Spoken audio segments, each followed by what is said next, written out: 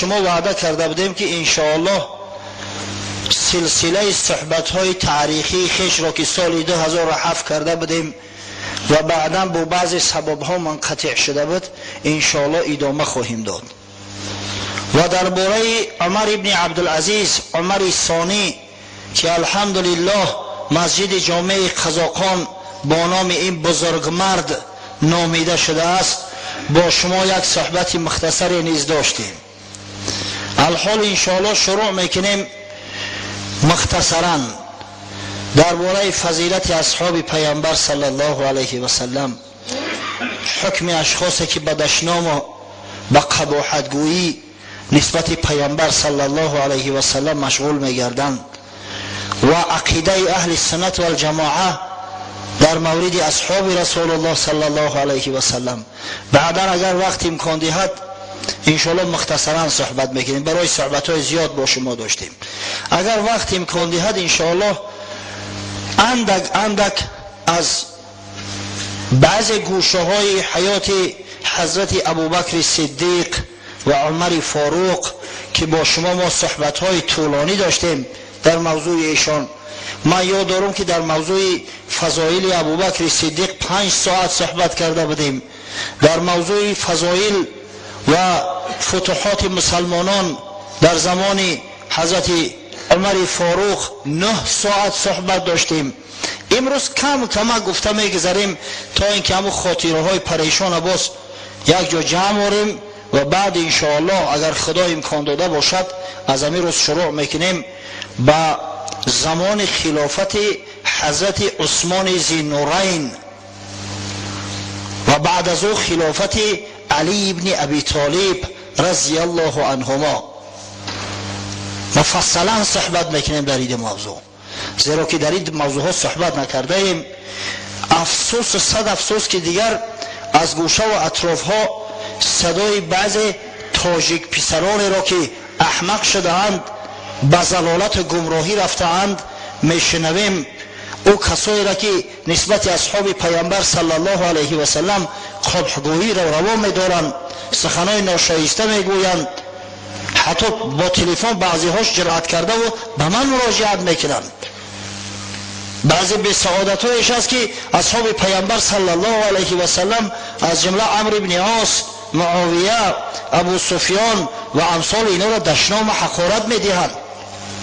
تاجیک پسرانی که اهل سنت و الجماعه هستند، تاجیک پسرانی که پدر و جد اجداد ایشان حنفی مذهب بودند، امروز عمل میکنند که ایشان را از دایره و حلقه اهل سنت و الجماعه خارج میکنند.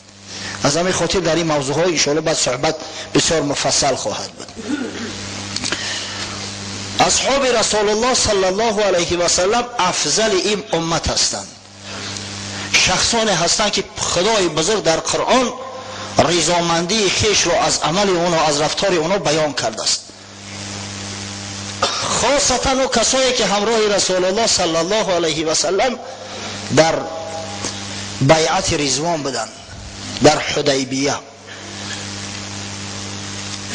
لقد رضی الله عن المؤمنین اذ یبایعونک تحت شجر. خداوند در قرآن بزرگ میگوید به تحقیق راضی شد خدای تعالی از مؤمنان، آنانی که در زیر درخت رضوان در حدیبیه با تو بیعت کردند. خداوند رضاگی خیش را از اونا در قرآن بیان کرده است. در چندین موضع خدای تعالی میگوید رضی الله عنهم و رضوا عنه. راضی شد خداوند از ایشان، یعنی از اصحاب محمد صلی الله علیه و سلم، و راضی شدن ایشان از خداوند. این درجه و فضیلت است که غیر اصحاب رسول الله صلی الله علیه و سلم به کسی میسر نگشته است. این درجه و فضیلت است که اصحاب رسول الله صلی الله علیه و سلم را از همه بالا میگذارد. از اونا بالاتر تصور کرده نمی شود کسی را فضیلت و اعمال نیکش را. حضرت رسول الله صلی الله علیه و سلم فرمود خیر امتی قرنی ثم الذین یلونهم ثم الذین یلونهم ثم یجیء اقوام تسبق شهادت احدهم یمینه و یمینه شهادته. بهترین امت من گفت امت عصر من است، یعنی صحابگان من هستند، کسانی که ما را دریافتند، کسانی که صحبت ما را دریافتند.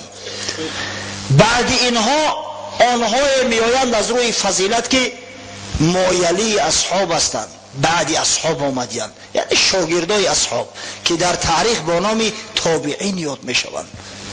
ثم الذین یلونهم، بعد اینا کسایی میآیند که با شاگردای تابعین هستند، از قفای تابعین میآیند که با نام تبع تابعین یاد می شوند. بعد از آن میگوید قومهای میآیند که قسمشون پیش پیش شهادتشون پیش پیش قسمشون. حال شهادت نداده قسم میخورن، قسم نخورده شهادت میدهند. یعنی مردمی که دروغ آشکار میکنن، مردمی که دروغ پریشان میکنن، دیگر بر باقی مانده ها اعتماد نیست تا زمانی که ثقه بدنشو ثابت نشود. ببینه گفت اصحابم نجمی روشن است، بهترین قرنها قرن من است. پیغمبر خدا صلی الله علیه و سلم گفت بهترین عصرها عصر من است، بهترین ای امت ای ملت اصحابی بزرگ من هستند. فرق نداره او کی است، در کدام عصر زندگی کرد. صحبت پیغمبر صلی الله علیه و سلم سالهای طولانی شنید یا که همگی یک بار خدای تعالی برای او میسر گرداند مصاحبت با رسول الله صلی الله علیه و سلم رو. همه اینا در حکم اصحاب داخل می شوند و مرتبه و منزلت اینا در جامعه اسلامی از همه بالاتر هستند، از همه بالاتر هستند. نزد اهل سنت و الجماعه برادران عزیز فراموش نکنید، نزد اهل سنت و الجماعه وحشیه که قاتل امک رسول الله صلی الله علیه و سلم حمزه ابن عبدالمطلب است.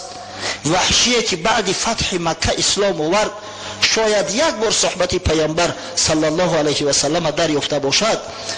از اویس قرنی، اویسی که پیغمبر خدا تعریف توصیفش کرده است، اویسی که پیغمبر صلی الله علیه و سلم به بزرگ مثل عمر خطاب توصیه میکند که وقت اویس دیدی از او طلب استغفار کن، گوی تا در حق دعا کنه، طلب استغفار ایتر از پروردگار کند. مرتبه وحشی در نزد اهل سنت و الجماعه از مرتبه اویس بالا است، فراموش نکنید. این حکم مطلق است در نزد اهل سنت و الجماعه به هر مذهبی که متعلق نباشند.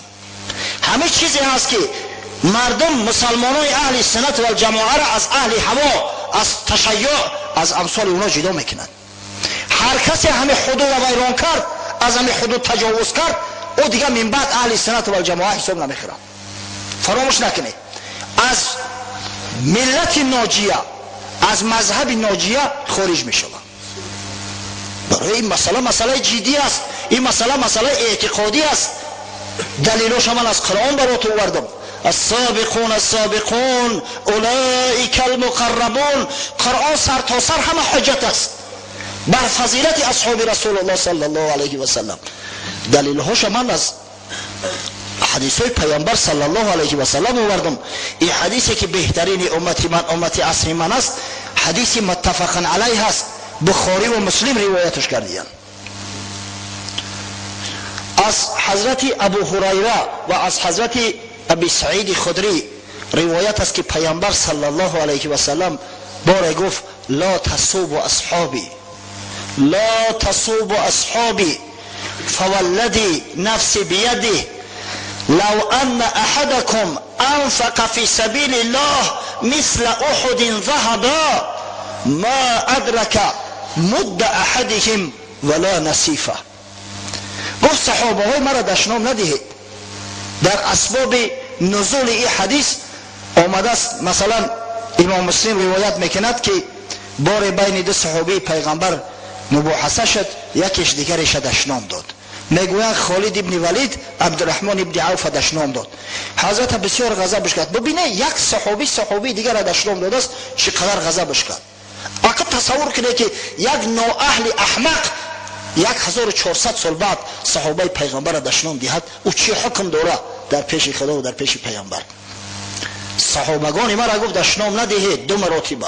صحابگان ما را دشنام ندهید، قسم به خدایی که جان محمد در قبضه قدرت اوست، اگر یک نفر شما مقدار که احد طلا داشته باشد و در راه خدا صرفش کند، فضیلت ثوابی 1 مشت صدقه را که یک صحابی من کرده است در نمی‌یابد، حتی نیم مشت.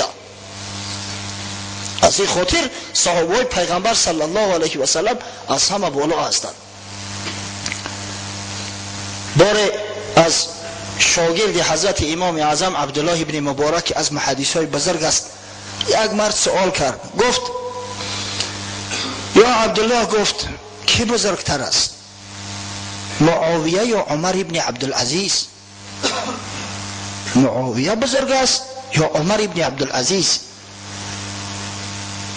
حضرت عبدالله ابن مبارک غضبش کرد، گفت قسم به خدا، غباری که در بینی اسب معاویه هنگامی که همراه پیغمبر صلی الله علیه و سلم به غزوه رفته بود نشست، از عمر ابن عبدالعزیز بالاتره. عمر ابن عبدالعزیز من هفته گذشته مناقبش برات بیان کردم که این چه شخصی بزرگ است، والله ای 101 منقبش ذکر نکردم در پیش شما. این شخص یکی از اساسگذارای جمع آوری حدیث است. این شخص علم همه را گرفت تدوین کرد. این شخص عدل عدالت در عالم جاری کرد. ببینه چند غباره که در بینی اسب معاویه میگه نشست هنگامی همراه پیغمبر صلی الله علیه و سلم به غزوه رفتن، از عمر ابن عبدالعزیز بالا است، چی رسد به خود معاویه؟ یک نفر شما اگر مقدار که احد در راه خدا صدقه کند، ثواب اونم 1 مشت جوی را که صحابه پیغمبر صلی الله علیه و سلم در راه خدا دو دست در نمی‌یابد، نصف مشت نمی‌یابد، 1 مشت تلف است. از این خاطر مرتبه و منزله صحابه در جای است، در محل است که عقل ما نمیگیرد. این مردای بزرگ فاضل ترین این ملت این امت هستند.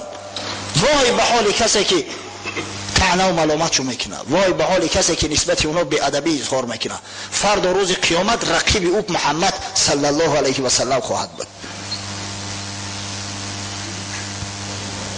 یکی از سبب‌های اون که امروز بعضی جوان‌های حتی از نظر علم شرعی به سواد زبان کشوده و تعرض میکنن و دعوا میکنن، سخنای قبیح نسبت پیامبر صلی الله علیه، خب سخنای قبیح نسبت اصحاب پیامبر صلی الله علیه و سلم اظهار میدارن.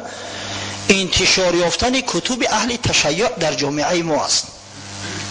من باری در این موضوع گفته بودم، متاسفانه بعضی کارخانه های هستند که بر زیان و ضرر اهل سنت و الجماعه، بر زیان و ضرر مسلمانای این سرزمین، عقاید ایشان رو خراب کنان، کتاب های اهل تشیع خاصتا کتاب های تاریخی را به زبان تاجیکی و به خط سیریلیک، به خط کیریلی گردانده و در جامعه پهن کرده استند. حتی به پول هم تقسیم کردن. یک زمان من یاد دارم کتاب های مثل کتاب فروغ ابدیت جعفر سبحانی که از اهل تشیع است، از معرخای اهل تشیع، کتاب های سیره پیامبر صلی الله علیه و سلم که به قلم سید محسن امین متعلق هستند که ای شیخ های تشیع است. حتی کتاب های مثل انقلاب کربلا و امثال اینا را که سر تا سر از سخنهای لاف، گزاف، دروغ، بیهودگویی، تهمت بر اصحاب پیامبر صلی الله علیه و سلم عبارت هستند، به خط کیریلی به زبان تاجیکی انتشار داده و در میان طالب علم پهن کردن، خاصتا طالب علمایی که در مکتب‌های عالی دنیوی میخونن. او بیچاره طالب علم از علم باخبر نباشه، سواد نداشته باشه، او تاریخ اسلام نداند، حکم اصحاب پیامبر صلی الله علیه و سلم ندانه، نشناسه قدر منزلت اونا را. وقتی که این کتابا را میخونه همین را حقیقت گمان میکنه. بعد نعوذ بالله بعد ببینی که زبان تعرض دراز میکرد نسبت اصحاب پیامبر. سخنهای میگوید که والله نه در در میسته و نه در دیوار. باز میگم برادرای عزیز، قسم به خدا این کتابایی که نوشته شده‌اند همه مغرضانه هستند، همه تهمت هستند، همه با حقیقت منافات دارند، هیچ کدام یو از روی حقیقت گپ نمیزنند. وای به حال صاحباش در پیش خدا چی جواب میگفته باشند این مصنفای بدبختی به سعادت. بعضی جا میخونی گمان میکنی که در جنگ بدر همگی 4-5 آدم جنگ کردن دیگه همه تماشابین. 4-5 آدم گویا در جنگ بدر غلبه کردن. در جنگ احد همگی 8 آدم جنگ کرده است دیگه همه گویا گریخته باشن. سخنایی که والله حتی یگان مستشرق جرأت نمیکنه اونا را گوید. شرق شناسای خارجی که یهودی هستن و نصرانی هستن جرأت نمیکنن نسبت اصحاب پیامبر صلی الله علیه و سلم همین دروغ را گویند. اما این به سعادت ها میگویند، این اهل هوا اهل تشیع میگویند دیگه. و از همه بدترش این است که مردم ما را گمراه کرده استند. خب در بین مردم خودشان میگفتن که ای سرشان مانه، اما وقتی که به خط کریلی چوب میکنن در میان جوانای ما پهنش میکنن این معنای او را داره که مذهب خودشون را تبلیغ کرده استند. اگر امروز ما به خود نیاییم، اگر ما امروز صد راه این فتنه‌گری ها را نگیریم، بالای سر این مردم فتنه های میآیند. بدترین فتنه است که وقتی عقیده آدم خراب میکنن، عقیده آدم ویران میکنن. وقتی نسبت اصحاب پیغمبر چنین بدگو شدیم، چنین بدگفتار شدیم، دیگر در کجای ما ایمان میماند؟ مرا چی غضب میکند وقتی که می نویسن اهل تشیع درباره مردم مدینه، گمان میکنی که همین مردم مدینه همه دشمنای رسول الله صلی الله علیه و سلم باشند. مردمی که پیامبر در مشکل ترین حالت مثل گهواره که چشم آوردن، جا و مکان دادن، دستگیریش کردن، انصار خدا و انصار رسول نامیده میشوند. در کتاب‌های اینا، در کتاب‌های مغرضانه اینا یگان نفر از بینشون نمی‌یابی، پیدا نمی‌کنی که این گویا دوست محمد باشد یا به منفعت اسلام کار کرده باشد. حضرت رسول الله صلی الله علیه و سلم فرموده بود آیت الایمان حب الانصار و آیت النفاق بغض الانصار. نشانه ایمان مسلمان محبت انصاری است. نشانه نفاق منافقیش غضب و نفرت داشتن نسبت انصار است. همین نشانه نفاق طبق حدیث صحیح پیغمبر در همین بعضی برادران میبینیم به یگان شبهه. از همون خاطر واقعا باعث تأسف است که در میان جوانای ما چنین عملهای ناشایسته امروز زیاد شده ایستادند، اما متاسفانه ما به لب کلوخ مالیده و خاموش میمانیم. این نابخشودنی است. الحمدلله علمای اهل سنت و الجماعه در این مسئله هیچ اختلاف ندارند. الحمدلله. حتی در همین کنفرانسی که بخشیده به امام اعظم ابو حنیفه شد، اگر شما تماشا کرده باشی همون بحث های علمیشه، وقتی که یک نفر از علمای تشیع بعضی سخنهای ناسزا گفت، حتی ببینی همون شیخ ازهر شیخ طنطاوی به صبرانه سخن گرفت و با تمام شدت فهمانید که سب اصحاب پیامبر صلی الله علیه و سلم کفر و فسق است. هیچ کس حقوق نداره که نسبت صحابه پیغمبر صلی الله علیه و سلم زبان تعرض دراز کند. سفسطه گویی هاتون مانید. در او تحذیر شد داد، خبر شو کرد که ما اهل سنت و الجماعه در این مسئله آشتی ناپذیریم. هیچ نوع گذشت نیست. وقتی که بهترین امت کسی طعنه و ملامت میزند دیگر چی میماند؟ ناقل قرآن اصحاب پیامبر هستند، ناقل سنن پیامبر، ناقل احادیث رسول الله صلی الله علیه و سلم اصحاب هستند.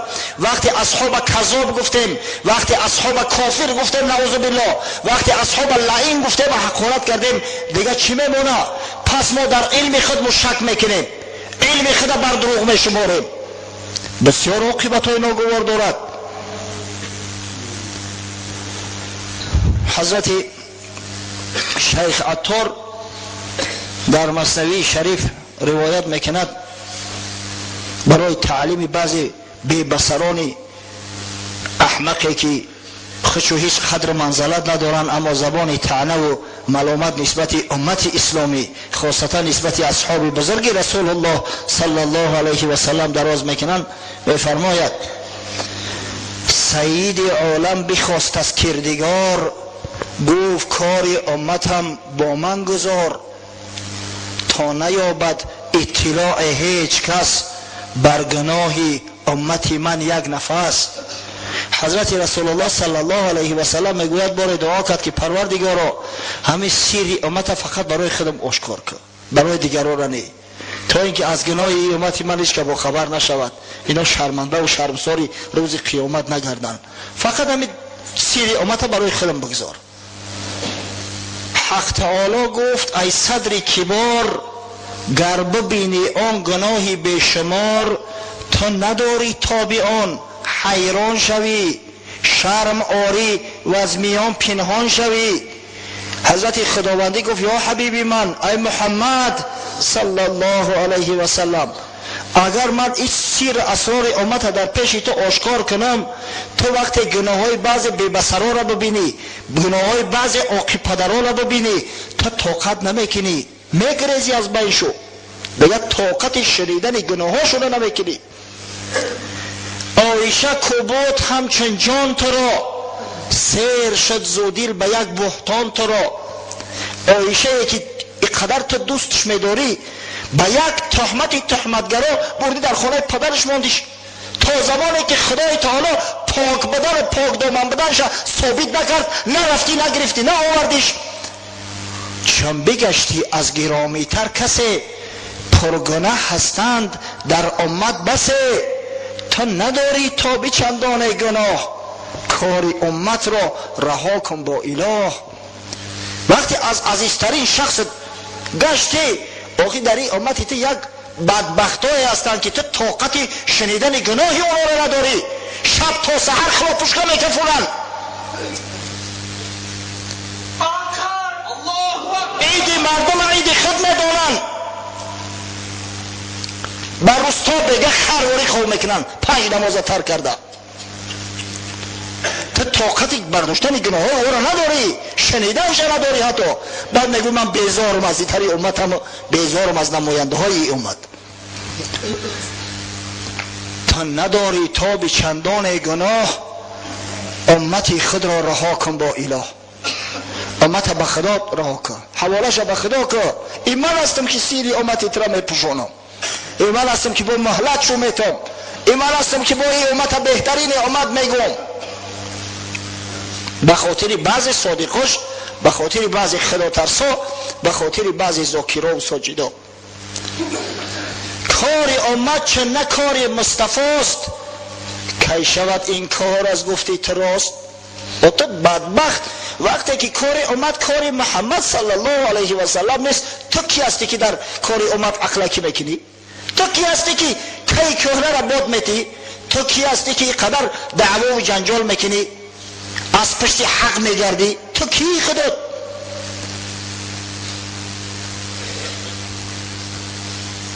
مکن حکم زبان کوتاه کن، به تعصب باش عزمی راه کن. یا قدم در صدق نه صدیق وار، یا که چون فاروق کن عدل اختیار. یا چه عثمان پر حیا و حلم باش، یا چه حیدر بحر جود و علم باش. از تعصب این فضولی می مکن، از سری خود این رسولی می مکن. شیخ عطار نصیحت میکنه. پس ای مردی مسلمان، یا مثل ابوبکر صدیق صادق شو، به صدق قدم بزن. یا مثل فاروق عدل اختیار که عادل باش. یا مثل حضرت عثمان، از حضرت عثمان حلم و حیا و شرم شو بگی. ای حضرت علی علم و دانش و زیرکی و بحر جود و جوان مردی بدن شو بگی. با تعصب فضولی نکه، اخلاقی نکه، از پیش خود حکم نکه که وای به حالت که شرمنده میگردی، رسوا میگردی، هم شرمنده دنیا و هم شرمنده آخرت. حکم اصحاب پیامبر صلی الله علیه و سلم چنین است. ما حق نداریم که زبان تعرض درست کنیم. اصحاب کن نجوم، پیغمبر میگه صحابه من مثل ستاره ها هستن. کی حق داره که صحابه پیغمبر صلی الله علیه و سلم دشنام مأخورات بده؟ سبحان الله. به عقلی را ببینه، به فراستی را ببینه. حضرت رسول الله صلی الله علیه و سلم تاکید کرده است لا تسبوا الاموات فانهم قد افضوا الى ما قدموا. مرده ها را میگه دشنام نتین. چه جای صحابه ها؟ مرده را دشنام نتین کسی نباشه. زیرا که مرده ها علاقه گذشتن، حساب و کتابشون کردن. وای به حال شما که حال حساب و کتاب شما موندگی های، حال شما جان نسپاریده، حال شما سکرات مرگ نچشیده. شما حق ندارید یک مرده عادی را دشنام بتین، چی برسه به صحابه پیغمبر صلی الله علیه و سلم. آخه چی بدبختی است. بعد گذشتن 1300 سال 1400 سال معاویه فلان کرد، ابو سفیان فلان کرد، یزید فلان کرد. ای مردم، معاویه قطع حضرت امام حسن پسر علی آشتی کرده بود، اونا دوست رفیق بودن. من درباره معاویه با شما صحبت داشتم، 1 ساعت صحبت کردم. بفکرم من گفتم که چخیل بایشو یک قرابت دوستی برقرار شده بود. او بدبخت حسن پسر علی معاویه را گناهگار نمیدونست، قطعش صلح صلاح کرد. تا 1400 سال بعد یک دهن امک. تو چه حق داری که معاویه را دشنام مأخورات میتی؟ تو چه حق داری که او را سرزنش بکنی؟ صحابه پیغمبر را، کاتب وحی پیغمبر را. اون مردم همه آشتی کردن، همه صلح کردن، همه به افاقه اومدن. الحمدلله این صلح صلاح اینا باعث پیشروی اسلام شد. الحمدلله در زمان معاویه فتوحات شد، کشورکشایی های شد که اسلام وسیع گشت، عالم اسلام وسیع گشت. سبحان الله. اما ما کیکانه را باد میتیم، فلانی فلان کرده است، بسمدانی بسمدان کرده است. ما حقوق نداریم در کار بزرگا آمیخته شویم. ببینید حالی واقعی عاشورا را او قدری نگذشته است. این قدر زن و کفته که خدا میکنن، این قدر زنجیر شپ خدا میکنن، والله این قدر قوه صرف میکنن، این قدر مال صرف میکنن، این را در راه حق صرف کنن، خیلی جاها عبودان میشود. اما نه، مردم بیچاره را گمراه کردن تا حالی را نمیمونن شو از اون راه زلالت و گمراهی چشم باز کنن، حقیقت در بیاورن. و حسین حالی هم دشنام حقارت یزید. از مردن امام حسین 1300 سال زیادتر گذشته است. اینا حالی هم داد و فغان انا حسین کشتن تا غازی را متهم میگیرن. او بدبختو وقتی که امام حسین در دشت کربلا تنها من کجا بده؟ آخه جد اجداد شما کجا بدن؟ همون کوفیایی که دعوت کردن امام حسین که بیا ما تو را کمک میکنیم کجا گم شدن؟ چرا جرأت نکردن که برون کمکش کنن؟ کجا شدن؟ شرمندگی آخه عیبه والله، برای مسلمان عیب است. همه بخشیده شد، همه گذشت. تا به حال داد فغان این مردم تا به حال شعار کرده و همه را در میان مسلمانان تخم عداوت کینه را میگه. خیلی ماتم بگیرن میلش، ماتم حسین بگیرن نه، حتما باید صحابه پیغمبر را در اینجا دشنام بتن، سخنای ناسزا و ناحق در حقشو بگن، مردم بشورانن، حتی تفلکا را، تا اینکه نسبت اصحاب پیغمبر صلی الله علیه و سلم بدگمان باشند.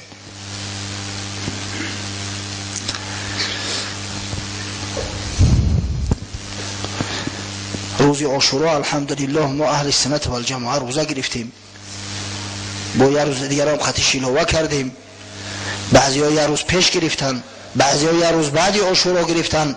عبادت خدا را کردیم. زیرای عاشورا این روزی بزرگ شریفی هست که از زمان موسی علیه السلام حضرت موسی و دوستان خدا و بندگان صالح خدا این روزه می گرفتن. روزی بزرگ است واقعا. این با شهادت حضرت امام حسین هیچ دخالت ندارد، فقط در تاریخ آمده است که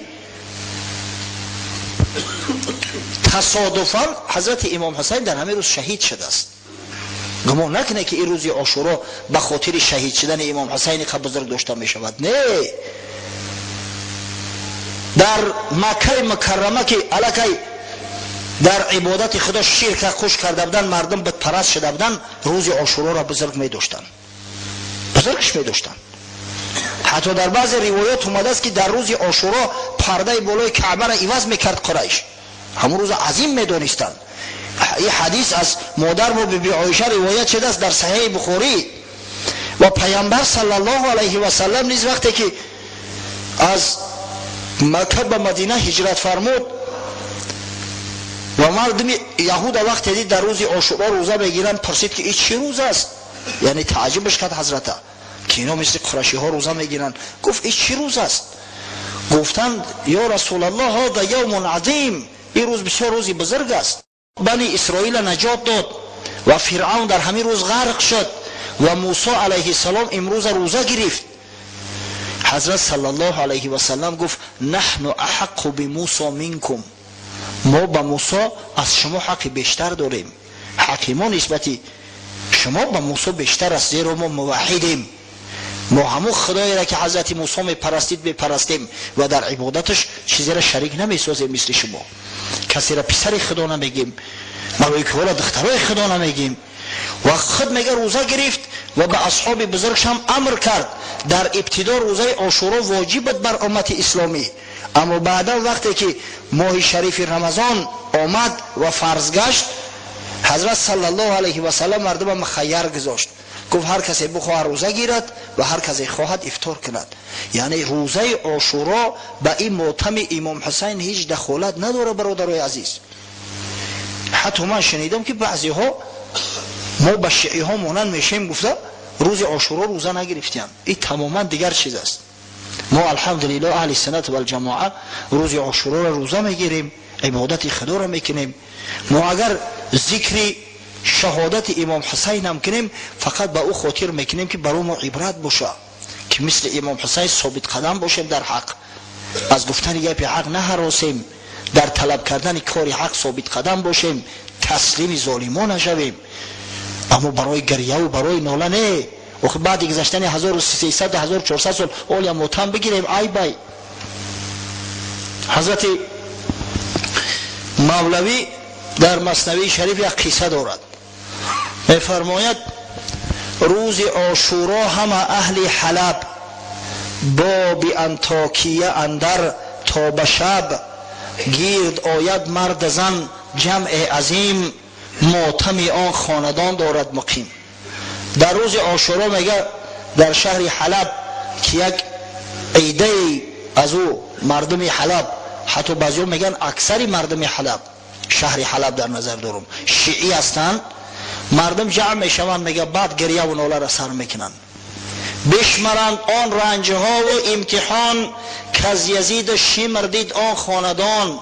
بعد یزید لعنت میگن، بو هم یزید لعنت چقدر خلاص کردن که مایلش صحابه پیغمبر را میچسبند.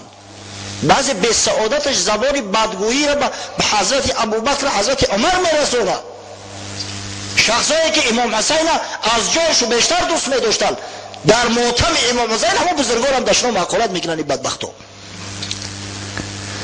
ناله هاشان میرود در ویل وشت، پر همه گردد همه صحرا و دشت. همه قدر گریه و فقار میکنن که دیگه صداشو تمامی گرد اطراف همه گیرد. یک غریب شاعر از ره رسید، با بی انطاکیه و افغان شنید. پرسان میشدن در افتقاد، چیست این غم بر کی این ماتم فتاد. یک شاعر غریب دست بیچاره از شهر حلب نبوده است، روز عاشورا به حلب میآید، گریه و ناله را میشنوه، بشه میگه کدوم رئیس کلان مردگی ای. با پرسیده سراغ کردم میآید که این کی باشه، کی را کشتی این ماتم در کدوم خوره، این رئیسی زفت باشد که بمرد، این چنین مجمع نباشد کاری خورد. چیست نام و پیشه و اوصاف او، تا نویسم مرثیه زلطاف او. مرثیه سازم که مرد شاعرم، تا از این ره برگ لالنگ برم.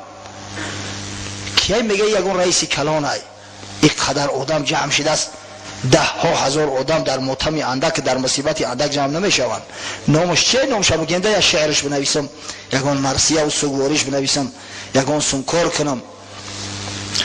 اون یکی گفتش که هی دیوانه ای، تو نی شیعه عدوی خانه ای، روز عاشورا نمیدانی که هست ماتم جانی که از قرن به هست؟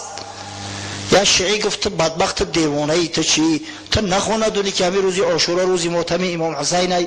تو سراخ کرده اومده سی که کی مرده باشه؟ گفت آره، لیکو دوری یزید کی به دست این غم چی در اینجا رسید؟ مرده بود است تا این دم شما که کن جامه دریده در غذا. گفت میفهمم، اینا فهمیدم، جانم فدای امام حسین. نه که امام حسین کی شهید شد؟ آخی دوره یزید کی بود؟ 300-400 سال گذشته است از شهادت امام حسین. او شما مرده بوده، توی وقتا کجا بوده؟ نموت هم بگیره، نمجا باید رو بدره. پس دعا برخط کنید ای خفتگان، زان که بد مرگ است این خوابیگران. در این صورت برخطان گریه کنید که خوابیگران ای مرگ بدتر ای. چی درد داشته که توی وقتا موتمش نگرفته؟ چی درد داشته که سری وقت کمکش نکرده، دستگیریش نکرده؟ روح سلطان زیزیندان بجست، جامه چند در ریم و چند خواهیم دست. تصور کنه که روح در بدن زندانی ای، میخواد تیستر پرواز کنه از همین بدنی پر نجاست خارج شوه. انا که روح یک سلطان، یک دوستی خدا، فرزند پیغمبری خدا از زندان بدن خلاص یافت، با بچه راهه، با راه شهادت نعمت خدا را ببینه، رحمت خدا را ببینه که خواست که همین حسین که قرة اعین پیغمبر بود، ریحان پیغمبر در دنیا بود، با شهادت از دنیا بروه تا فردا روز قیامت هم رشید پیغمبر باشه. چون که ایشان خسروی دین بوده اند، وقتی شادی شد چه بشکستند بند، سوی شادروان جنت تاختند، کنده و زنجیر را انداختند. آخه یا دوستای خدا هستند، یا پیشواهای ما هستند، امامای ما هستند. گریه نکنه، شما شادی کنه که تیستر جانشو خلاص شد از همین دنیای نکبت بار، تیستر به وصال خدا رسیدن.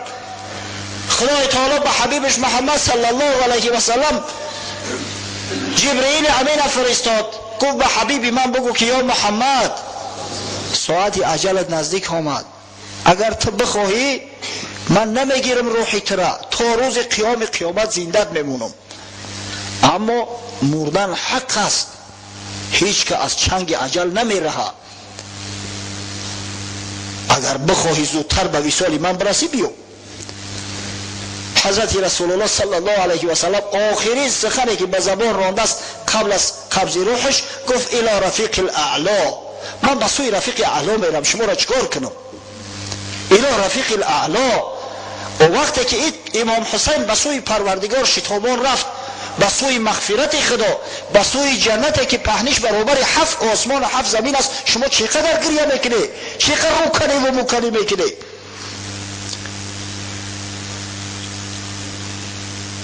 وقتی عیش است و گهی شاهنشهی، گر تو یک ذره از ایمان آگهی، ورنه ای آگه برو بر خود بگیر، زان که در این کار روز محشری.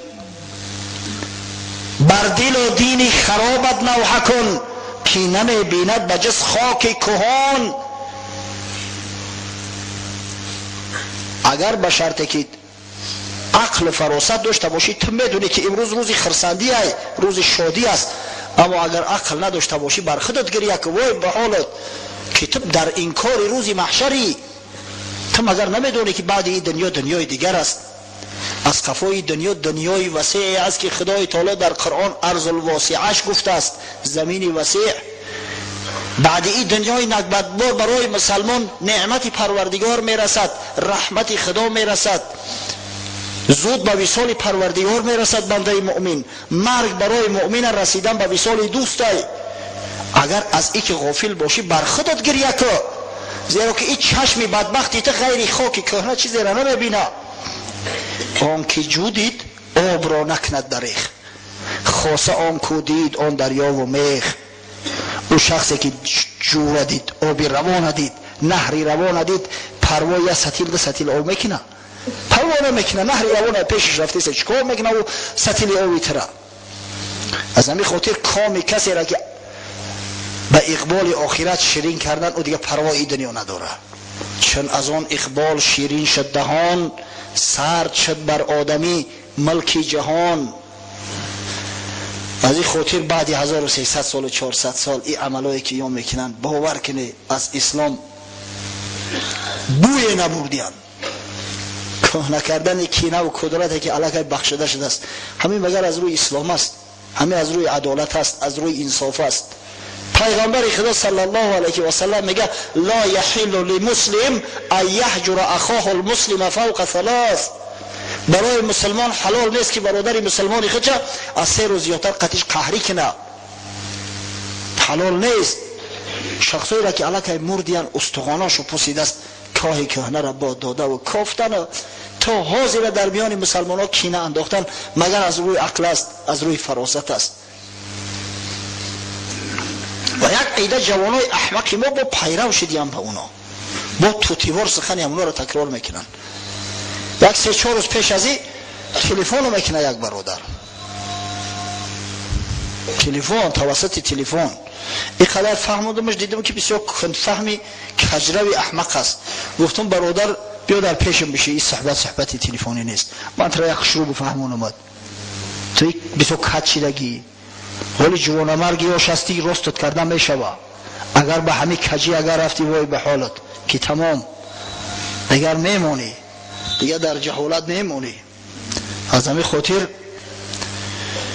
بر مسلمان نمیسزد، بر مسلمان عیب است که بعد گذشتن 1300 سال 400 سال بزرگایی را که در راه اسلام خدمت کردن، بزرگایی را که هم نشین پیغمبر بدن، هم قدح پیغمبر بدن، در جنگ ها در رکاب پیغمبر صلی الله علیه و سلم با دشمنای خدا می جنگیدن، با سخنهای بد با سخنهای قبیح نام گیرند و بیان کنند. خاصتا اصحاب بزرگ رسول الله صلی الله علیه و سلم و از میان اونا 4 یار حضرت خلفای راشد ما که افضل این امت هستند. حضرت ابوبکر صدیق در بارش صحبت زیاد کردیم. سعید ابن مسیب روایت میکند کان ابوبکر من رسول الله صلی الله علیه و سلم مکان الوزیر. حضرت ابوبکر صدیق میگه در نزد پیغمبر خدا حکم وزیر داشت. وزیر پیغمبر صلی الله علیه و سلم بود، وزیر رسول الله. فکان یشاوره فی اموره کلهم، در همه کارها مشورت میداد به پیغمبر. حضرت در امور دینی و در امور دولتی میشش قطعش مشورت میپرسید چیکار کنیم، کار چی نو کنیم که به بهترین صورت انجام بگیره. و کان ثانی که فی الغار و کان ثانی که فی الاسلام و کان ثانی که فی العریش یوم بدر و کان ثانی که فی القبر. دویم شخص بود بعد پیامبر صلی الله علیه و سلم در اسلام. دویم شخص بود در غار. صفت وصف شد خدای تعالی در قرآن آورده است، در این هیچ شکی نیست. و این شخص در روز بدر در پهلوی پیغمبر صلی الله علیه و سلم بود و این بزرگمرد قبرش در پهلوی قبر رسول الله صلی الله علیه و سلم قرار داره. فکان رسول الله صلی الله علیه و سلم لا یقدم احدا علیه. از این خاطر پیغمبر خدا هیچ کس بر ابوبکر مقدم نمیدونست. عمر را که پیغمبر میگه اگر من به پیغمبری مبعوث نمیشدم عمر مبعوث میشد. عمر را که پیغمبر میگه ان الله جعل الحق علی لسان عمر و قلبه، با درستی که خدای تعالی حقیقت در زبان و در دل عمر گذاشته است، دور با ابوبکر صدیق جنجال شد، در کار گپ شو گرفت. حضرت ابوبکر به غضب اومد، یک دو سخنی سخت به عمر گفت. عمر دل آزرده شد، قهری کرد. وقتی ابوبکر صدیق عذرخواهی کرد دیگه عذرش نپذیرفت، خونه‌اش رفت. ابوبکر از قفا خانه حضرت عمر رفت که دیگه درش نگشود. آمد بسیار محزون. حضرت وقتی دوست شدید گفت ای ابوبکر با کسی مخاصمه کرده است، با کسی جنجال شدگی ای اوضاعش معلومه ای. اومد در پیش پیغمبرش گفت یا رسول الله با عمر در مسئله شور خوردیم، یک دو گپی قبیحش گفتم قهر کرده است، خطی من گپ نمیزنم.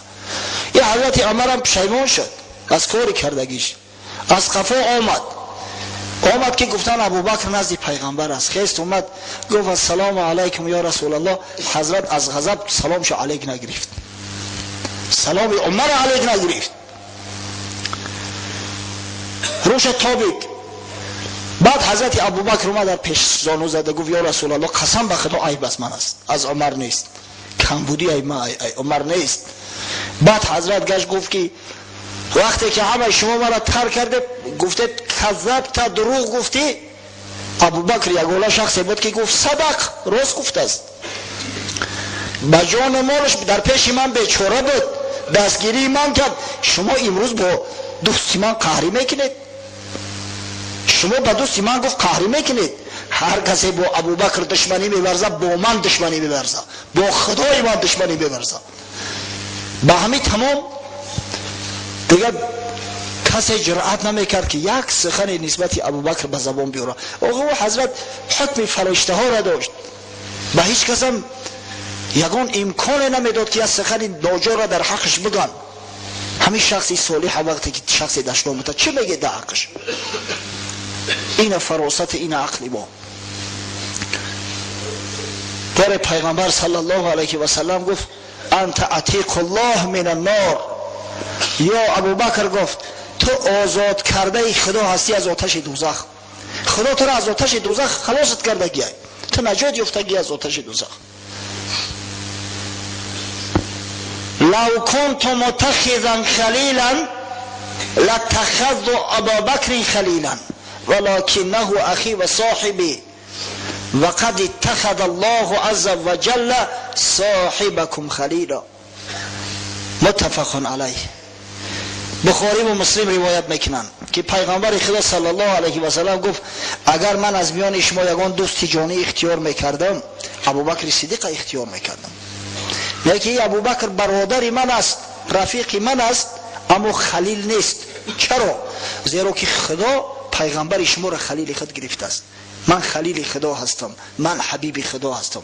برای با ابوبکر من برادر هستم، دوست هستم، رفیق هستم، اما من خلیل خدا هم. اما اگر از مردم کسی را خلیل اختیار میکردم صدیق اختیار میکردم.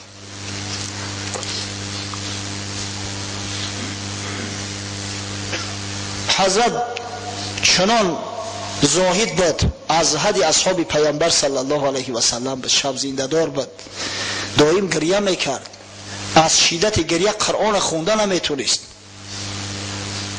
بیبی عایشه مادرمون میگه که حتی وقتی که پیامبر صلی الله علیه و سلم بیمار شده گفت ابوبکر صدا کنه تا نماز مردم بخوانن. من میگه گفتم یا رسول الله بسیار دلش نازکه، خوز اگر تو را ببینه در این حالت، در حالت مرگ، در حالت بیماری، از گریه را دیگه نماز خوندن نمیتونه، تلفظ کردن نمیتونه. اما تاکید کرد که ابوبکر بیاره، یعنی کسی را بر ابوبکر به قدم نمیگذاشت، هیچ کس از ابوبکر پیش نمیگذاشت. در صحیح بخاری اومد از حضرت عمرو بن عاص میگه نزد پیغمبر اومدم صلی الله علیه و سلم، گفتم من احب الناس الیک یا رسول الله، ای پیغمبر خدا دوستترین شخص از مردم پیش تو کی است؟ گفت عایشه. میگه گفتم من الرجال، از مردا کی است؟ گفت ابوها، پدرش. بعد گفتم ثم من، بعد یو کی؟ گفت عمر. یعنی اختیار ابوبکر صدیق به خلافت این امر تصادفی نیست، این چیزی واقعی است. حقیقتا حضرت ابوبکر صدیق در نزد محمد صلی الله علیه و سلم و اصحاب حضرت رسول الله مقدم بود، ای همه بالا بود. پسر حضرت عمر عبدالله ابن عمر میگه کنا نخیر فی زمن رسول الله صلی الله علیه و سلم فنخیر ابوبکر ثم عمر ابن الخطاب ثم عثمان ابن عفان. ما میگه در زمان پیغمبر وقتی که مردم طبقه بندی میکردیم، ریتینگ قطعی میموندیم، در جای اول همیشه ابوبکر صدیق میومد، در جای دوم عمر خطاب، در جای سوم عثمان ذوالنورین. این یگان چرزبازی نیست. در کار خلافت مسلمانان چرزبازی جا نداره. آدمی که عقل و فراست داره به زبان این سخنی شنیع باید نرانه. پس او کسایی که همون کتابه امام برشده در دستشون است خواهش میکنم مادام که شما آگاه نیستید، از تاریخ اسلام بخبرید، از تاریخ اصحاب بخبرید، همون را از خود دور کنید. گمش کنید تا ماینتون را زهرآلود نکنه.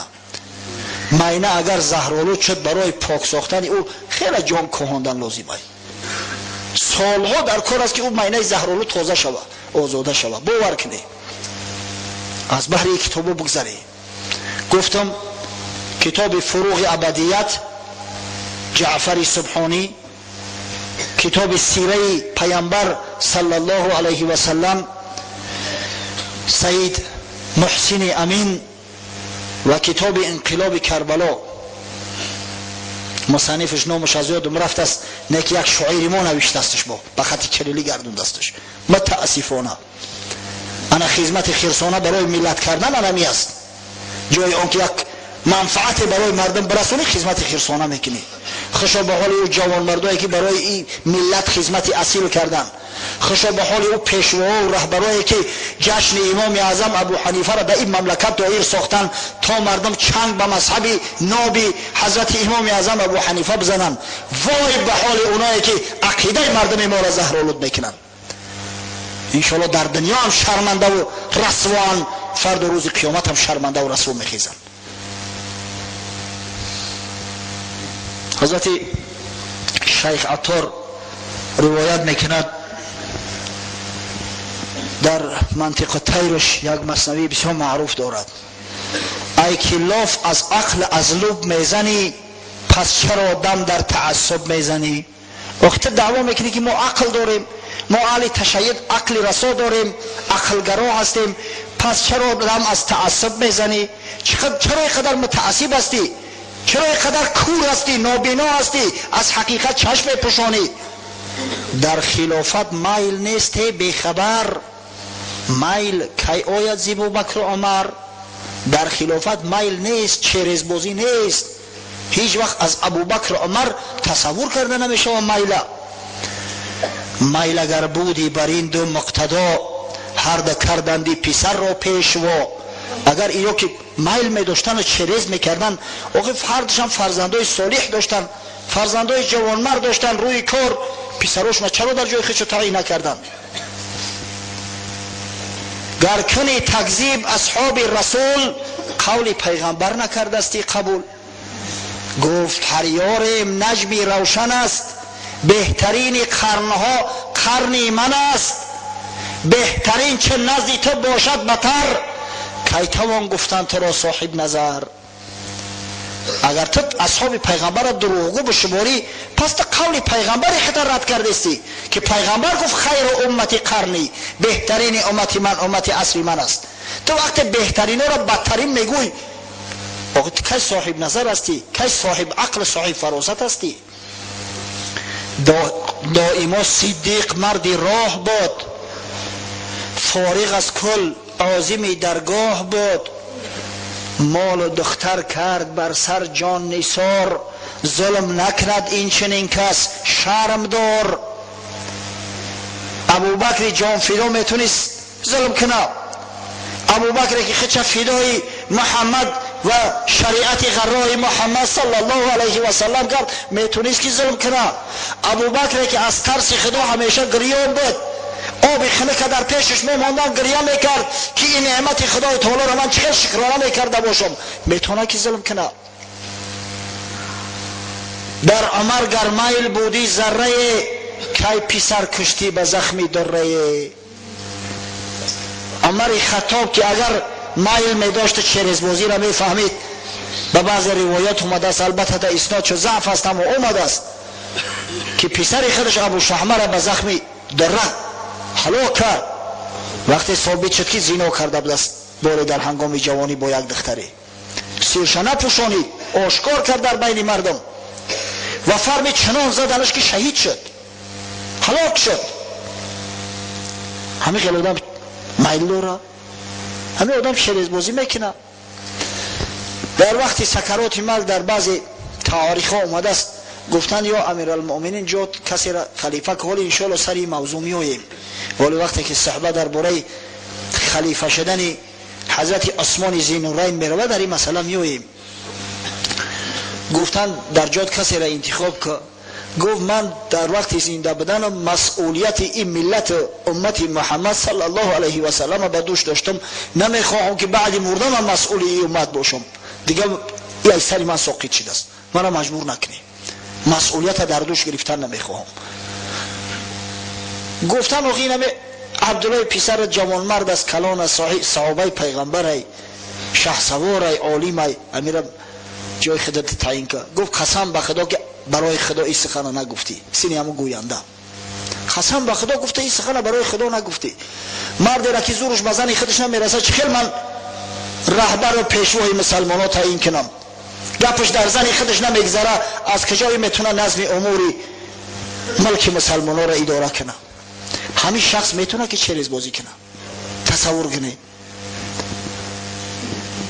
ای پسر تو بینشانی از علی، عین یا و لام دانی از علی. ای شیعی تو علی را نمیشناسی، تو میدونی که همین علی عین لام یا عبارت است، اما نمیدونی که علی چی کس است. چند گویی مرتضی محروم بود از خلافت راند، چند گویی مرتضی مظلوم بود از خلافت راندن محروم بود. چون علی شیری حق است تاج سر، ظلم نتوان کرد با شیر ای پسر. ایزا نمیکشی که بگوی علی مرتضی محروم بود ظلمش کردن، آخه علی شیری خدای، علی حیدری بر شیری خدا ظلم کرده میشه و بر خرگوش ظلم میکنن، بر روباه ظلم میکنن، دیده ای که بالای شیر ظلم کنن. مرتضی را میمکن با خود قیاس، مرتضی را میمکن با خود قیاس، زان که در حق غرق بود آن حق شناس. راستی وقت منم تمام شد، انشاءالله هفته آینده صحبت مون ادامه میدهیم و کوشش میکنیم که الکی شروع کنیم به زمان خلافت امیرالمؤمنین عثمان ابن عفان ذی‌النورین رضی الله عنه. بعدا بعد صحبت حضرت عثمان بعد شروع میکنیم به زمان خلافت حضرت علی. پیشکی میگم که در زمان این دو خلیفه بزرگ الکی در میان مسلمانان فتنه ها ایجاد شده بود، فتنه هایی که سبب هلاکت ده ها هزار اصحاب بزرگ پیغمبر صلی الله علیه و سلم و مسلمانان گشته بودند. انشاءالله در هفته های آینده صحبت خود ادامه خواهیم داد. و آخر دعوانا ان الحمد لله رب العالمین. از در این روز شریف در حق من دعا کنید که من قرض دارم و از قرض خلاص شوم و دیگر قرضدار نشوم. دعا میکنیم در حق این برادر و تمام برادرانمو که در مشکلی های اقتصادی گرفتار هستند که خداوند از راه حلال رزق روزیشون فراخ گردان تا اینکه قرضاشون ادا کنن و تا اینکه نفقه اهل بیت خویش را مهیا سازند. آمین. خب یک برادر میگه چند وقت که بیمارم، از شما و اهل سنت و جماعت یک کف دعا در حق من و بیماران مسلمین. خب حاجی بلجان بده است، دعا میکنه در حق این برادری حاجیمون که یک چند سال قبل از این همراه ما در حج بود، در طواف بود، و در حق تمام برادرای بیمار مسلمانایی که امید احتیاج به شفای پروردگار دارن که خداوند از خزانه غیب رحمت خویش براشان شفای کامل عاجل عطا کن تا اینکه در جماعات در مساجد در صف نماز ایستاده و همراه ما نمازها را ادا کنند. خب یک برادر گفته است در حق فرزندم دست جمعانه دعا کنید که کشایش کار و بخت سفید دهد. در حق فرزند این برادر و تمام فرزندهای مسلمانمون دعا میکنیم که خداوند در کسب و کاراش و کشایش عطا کن و پروردگار بخت اقبال یار و یاورشان گردان.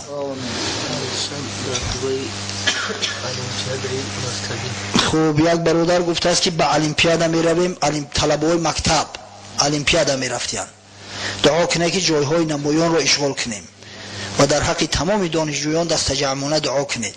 خوشو به حال تو. در حق همین برادرایی که الحمدلله در مکتب شایسته تحسین تعلیم میگیرن، درس میخونن که اینا را المپیادا بردیان.